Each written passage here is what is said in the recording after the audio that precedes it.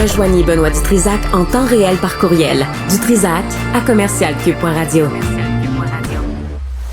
Il me semble que c'est pas clair encore. Tu sais, les Québécois sont capables de comprendre ça. Et c'est là que je m'en allais. Alexandre Dubé. C'est là qu'à un moment donné, comme contribuable, tu dis un instant. T'as bien l'air bête. Qu'est-ce qu'il y a? Tu trouves? Ah, t'as l'air déflaboxé de la vie. Parce qu'aujourd'hui, c'est la grande journée pour la majorité des gens aux États-Unis qui aiment Donald Trump. Et là, toi, t'es là, t'as l'air bête, ça te tente pas? Non. Ah oui, là, en fait, tu me prêtes des intentions. J'essaie d'être... Mais je suis ça avec intérêt, moi, depuis le début de la matinée. Au moment où on se parle, c'est peut-être pour ça, je baisse un peu les yeux vers mon écran. On voit, on a assisté au cours des toutes dernières secondes à l'arrivée, donc, à l'intérieur de la rotonde du Capitole de Joe Biden et de Kamala Harris. Et on comprend qu'il y a tout le protocole entourant cette journée-là où des adversaires politiques, des gens qui se sont détestés sur la place publique. Pas à peu près.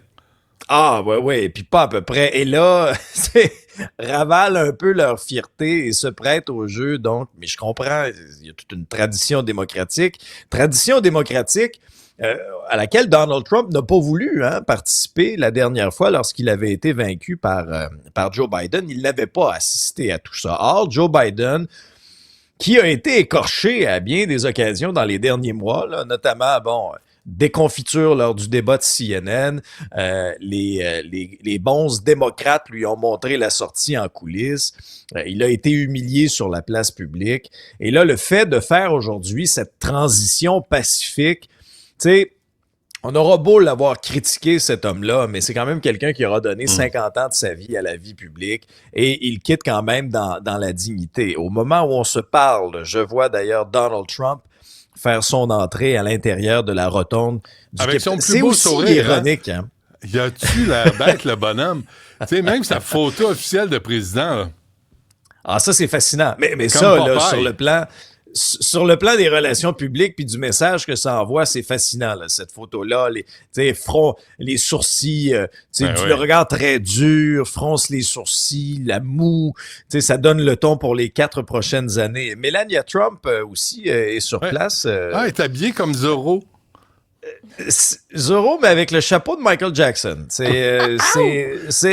aussi, ça envoie un certain message. Moi, j'aime toujours regarder ces détails-là. C'est quand même impressionnant. Et quand on regarde actuellement, et je vous parlais de l'ironie un peu de la situation, oubliez pas, là, il y a 4 ans, la rotonde du Capitole, c'est ce qui a été envahi par cette horde de manifestants, galvanisés par un discours de Donald Trump. Et 4 ans plus tard, il sera, dans à peu près une dizaine de minutes, 10-15 minutes, investi 47e président des États-Unis. C'est pas l'honneur de Donald Trump, ça. Ça, je trouve, c'est le plus grand... Tu sais, on peut lui reprocher d'être un misogyne, d'un pogné de cul, de toutes sortes d'affaires. Mais il y a 4 ans, c'était odieux la façon avec laquelle il s'est comporté à la suite de sa défaite. Alors, tu vois, Benoît, oui, effectivement que lui, il l'a jamais même reconnu, cette défaite-là. Ouais. Alors, 4 ans plus tard, disons que Joe Biden fait les choses différemment. Maintenant, Donald Trump, c'est un grand spectacle. Et on l'a vu hier, là, lors du rassemblement de la victoire. Hein, tu as vu certaines images, un discours enflammé, il donne le ton aussi sur la suite des choses.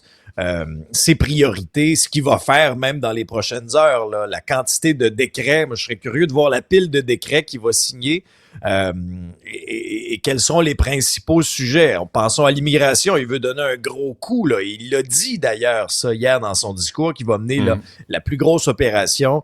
On va rétablir l'ordre à la frontière. Les informations qui nous proviennent des États-Unis sont quand même rassurantes pour le Canada, là, qu'il y aura un certain sursis, là, les fameux tarifs, ce qu'on appelle maintenant la taxe Trump dans le cercle libéral au fédéral. Ce ne serait pas annoncé aujourd'hui. Excuse-moi, on vient de voir l'arrivée de Kamala Harris et Joe Biden à cette cérémonie d'assermentation de Donald Trump. C'est vrai, hein, c'est comme... Ils se sont traités de tous les noms, et là, ils se retrouvent à un pied de distance les uns des autres. Il doit avoir des comment on dit, des fronts froids Tu sais, dans la salle, là, il y a des petits mouvements. Des vortex. Des vortex polaires, comme ce qu'on vit au Québec. Mais le froid, le froid a été au cœur de cette cérémonie-là aussi. Traditionnellement, ça a lieu à l'extérieur, devant le Capitole. Il y a des centaines de milliers de personnes qui sont rassemblées sur le mall, ce fameux parc juste en face. Là, Donald, il y a 3 jours, il a dit non, on fait ça à l'intérieur. Il va faire trop froid. Moins 3 degrés, moins 9 avec le refroidissement éolien. Bon, il y en a qui sont plus tough que d'autres là, au niveau de la température. Il est rentré à l'intérieur. Là.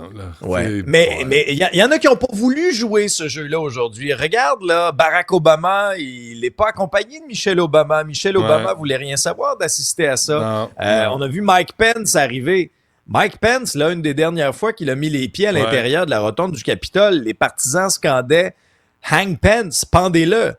Alors pourtant, ce gars-là, qui est l'ancien vice-président de Trump, alors qu'on voit son nouveau, celui qui sera assermenté, nouveau vice-président, J.D. Vance, dans quelques instants, Mike Pence s'est prêté au jeu quand même aujourd'hui, mais attendez-vous à ce qu'il frappe un grand coup. Là. Il va commencer sa présidence avec un gros bang, des décrets par-dessus décrets par-dessus décrets, mais c'est tout un showman, Donald Trump. C'est un expert de l'image. Et rappelez-vous, dans la dernière campagne électorale, des moments forts, là, lorsqu'il a servi, par exemple, au service à l'auto, au McDo. Tu vas me dire, c'était stagé, on avait fermé le tout, on avait trié sur le volet les invités. Mais les images qui ont fait le tour du monde et le tour des États-Unis ont marqué les esprits. Même chose lorsqu'il est arrivé dans un camion à vidange. Tu te souviens de ça, lorsque Joe Biden avait fait des déclarations malheureuses? Oui, on a eu peur. En remontant. Il n'est pas jeune, là, Donald. Il y a quoi, 78 ans? Tu sais, 78 ans. C'est dur sur la patate, là, surtout quand tu t'es goinfré de poulet frit Kentucky puis de McDonald's depuis des années. Ça va te rattraper, ça. Moi, j'ai peur que J.D. Vance devienne président des États-Unis avant 2026. Mais il y a encore un bon cardio, là, M. Trump. Tu l'as vu danser là, avec Village People hier. Là, il a fait la danse des manettes. Alors, c'est ce que je te dis, c'est un show. Alors, le show Trump, c'est parti pour 4 ans. Okay. Et ce sera des montagnes russes pendant 4 ans. OK. Un mot rapidement, Alex, sur Chrystia Freeland, là, qui a goûté à sa propre médecine. Oh, oui. Un lancement de campagne de Chrystia Freeland, qui avait convié la presse à Toronto en mi-journée. Après une espèce de crescendo, là, on avait annoncé sur les réseaux sociaux qu'elle allait se lancer. On a vu une vignette également pendant la fin de semaine, une vidéo qui disait « Monsieur Trump m'aime pas beaucoup, mais pourquoi il m'aime pas beaucoup? Parce que, ultimement, je lui ai tenu tête et j'ai gagné dans la dernière négociation. » Maintenant, moi, je m'explique très, très mal. Comment autant de manifestants pro-palestiniens, à un moment quand même là où on a célébré l'arrivée d'un cessez-le-feu, puis on a assisté hier aussi à la libération d'otages, de prisonniers de part et d'autre. 3 otages israéliens pour 90 Palestiniens, dont des assassins, des violeurs. Alors le ratio pourrait être discuté, t'as entièrement raison, mais comment ça se fait, Benoît, qu'il y a autant de manifestants pro-palestiniens qui ont pu perturber ce lancement-là? Où étaient les forces de l'ordre? Comment ça se fait que ce sont les députés qui sont obligés d'intervenir pour s'interposer? Ça fait aucun sens. On attend quoi, Benoît? Non, c'est la même façon qui se passe dans les villes. Il s'est passé là, au lancement de Chrystia Freeland, ce qui se passe dans les villes à travers le pays depuis 15 mois. Un laisser-aller, une indifférence, ça n'a pas besoin de sécurité, puis les autres, tout du bon monde. Mais il a goûté, mais c'est ça. C'est à elle de mettre de l'ordre quand elle était au gouvernement, qu'elle ne vienne pas pleurnicher, là. T'sais. Mais Benoît, moi je te dis, là on s'en va en campagne électorale dans quelques semaines, voire quelques mois au maximum, là, t'sais. Attendons pas qu'il y ait un incident malheureux, peu importe les allégeances des manifestants, peu importe. On a vu une montée des tensions dans la dernière campagne électorale, souviens-toi, même M. Trudeau là, qui avait reçu des projectiles, du gravier ou quoi que ce soit, il se faisait harceler par des gens. Peu importe ce que revendiquent ces manifestants-là. Regarde là, les élus qui se faisaient harceler à Ottawa. Jack Meeting, à un moment donné, qui a failli se battre avec quelqu'un. Attendons pas qu'il y ait un incident malheureux qui arrive. T'sais, moi, je trouve ça inacceptable ce qui est arrivé au lancement de Mme Freeland hier. Pas moi. Pas moi. Moi, je trouve qu'elle toi, elle t'as pas de avait cœur. mis la table. Non. Depuis 15 mois, ils ont mis la table, ils n'ont rien fait à travers le Canada. Là, tout à coup, ils se sont permis de leur faire à elle, dans sa face. Ben, il était temps qu'elle y goûte, puis peut-être ça va l'inciter à dire, hey, peut-être qu'on va réviser l'ordre et la loi à travers le Canada, puis peut-être que ceux qui dérangent la collectivité, ben, il va y avoir des conséquences. En tout cas, Mais là, tu trouves ça il y en a normal, un. toi, que ce soit un député, là, Stéphane Lauzon, là, qui soit obligé de jouer au gros bras. Tu trouves C'est ça ça. normal, toi? Ben oui, je trouve ça normal. Dans le Canada qu'on connaît depuis 15 mois, ben oui, je trouve ça normal. C'est ce qu'on voit Moi, je veux pas voir ça. c'est ce qu'on voit dans le centre-ville de Montréal, à Toronto, à Vancouver, à Edmonton, à Calgary. Ben c'est ça. C'est ça la nouvelle normalité. Je suis désolé, Alex, c'est ça la réalité. Laisse-moi Mais là, dire, celui on qui vient n'est nous pas un exemple sauver, à suivre. celui qui vient nous sauver de ça, il est là. Ton ami Donald. On se reparle Le demain, Donald. Alex, merci. Salut. Salut.